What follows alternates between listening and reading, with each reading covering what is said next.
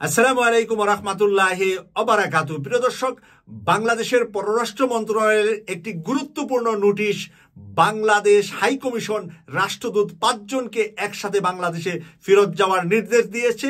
এর আগে লন্ডন থেকে দুদিন আগে ফেরত যাওয়ার নির্দেশ দিয়েছিলেন লন্ডনের হাই কমিশনার সাইদা মুনাকে, আর আজকে একসাথে ৫ জনকে বাংলাদেশে ফেরত যেতে নির্দেশ এসেছে। যেই ৫ জনের নাম এসেছে এটা মানব জমিন তুলে ধরেছে। Nayadilli, New York, Brussels, Australia, পর্তুগালে নিযুক্ত বাংলাদেশের দূতদেরকে তাগিদ দায়িত্ব ত্যাগ করে অনতিবিলম্বে ঢাকায় ফেরার আদেশ দিয়েছেন। মঙ্গলবার ১ অক্টোবর সন্ধ্যায় পররাষ্ট্র মন্ত্রণালয়ের প্রশাসন অনুবিভাগের পৃথক অফিস আদেশে ৫ রাষ্ট্রদূত, হাইকমিশনার ও স্থায়ী প্রতিনিধিকে ঢাকায় ফিরতে বলা হয়েছে। মহাপরিচালক প্রশাসন মোহাম্মদ নাজমুল হক স্বাক্ষরিত পৃথক আদেশে যে ৫ দূতকে ঢাকায় ফিরতে বলা হয়েছে তারা হলেন হাইকমিশনার মোহাম্মদ মুস্তাফিজুর রহমান, বাংলাদেশ হাইকমিশন নয়াদিল্লি। মুস্তাফিজুর রহমানের ১ নম্বরে নাম এসেছে। নয়াদিল্লি বসে আর লাড্ডু খাওয়ার সুযোগ নাই, বাংলাদেশে ফেরত যেতে হবে এখন উনাকে। রাষ্ট্রদূত ও স্থায়ী প্রতিনিধি মোহাম্মদ আব্দুল মতিন, জাতিসংঘের বাংলাদেশের স্থায়ী মিশন নিউ ইয়র্কের প্রতিনিধিকে ফেরত যেতে বলা হয়েছে।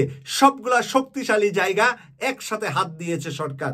রাষ্ট্রদূত মাহবুব হাসান সালেহ, বাংলাদেশ দূতাবাস ব্রাসেল।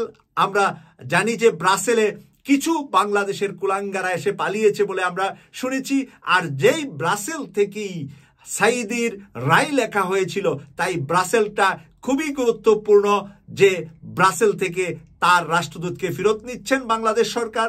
হাই কমিশনার এম আল্লামা সিদ্দিকী ক্যানবেরা মানে অস্ট্রেলিয়া থেকে ফেরত নিচ্ছেন।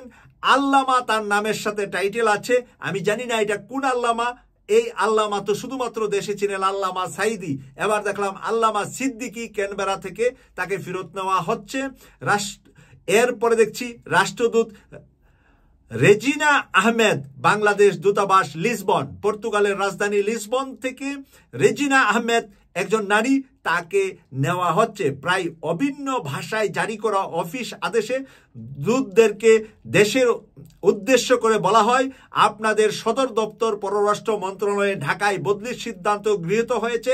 আপনারা বর্তমান দায়িত্ব ত্যাগ করে অনতিবিলম্বে ঢাকায় সদর দপ্তরে প্রত্যাবর্তন করার আদেশ দেওয়া হলো। প্রিয় দর্শক, এইরকম আদেশ কঠিন আদেশ বলা এক রাষ্ট্রদূতকে, সেটা একটা আমি মনে করি শক্ত ল্যাঙ্গুয়েজ তারা এবার ব্যবহার করেছেন। এই জায়গাগুলা থেকে ষড়যন্ত্র হচ্ছিল এবং আওয়ামী লীগের কোটি মিলিয়ন ডলার যে বিদেশে পাচার করছে, এই রাষ্ট্রদূতগুলাকে তলব করে তাদেরকে জিজ্ঞাসাবাদ করলে, তাদেরকে আইনের কাঠগড়ায় তুললে কিন্তু অনেক কিছু বের হয়ে আসবে। লন্ডনে বড় মাপের রাঘব বোয়ালদেরকে যে মিলিয়ন ডলার লন্ডনে বিনিয়োগ করেছেন, এই সাইদা মুনাকে 2 দিন আগে বাংলাদেশে ফেরত দিয়েছেন। তাই বাংলাদেশের অন্তর্বর্তীকালীন সরকারের পররাষ্ট্র উপদেষ্টা এবং পররাষ্ট্র মন্ত্রণালয়ের দায়িত্বপ্রাপ্ত ব্যক্তিদেরকে ধন্যবাদ জানিয়ে ব্রেকিং নিউজটি এখানে শেষ করছি। আমি সৈয়দ মাসুক, লন্ডন থেকে।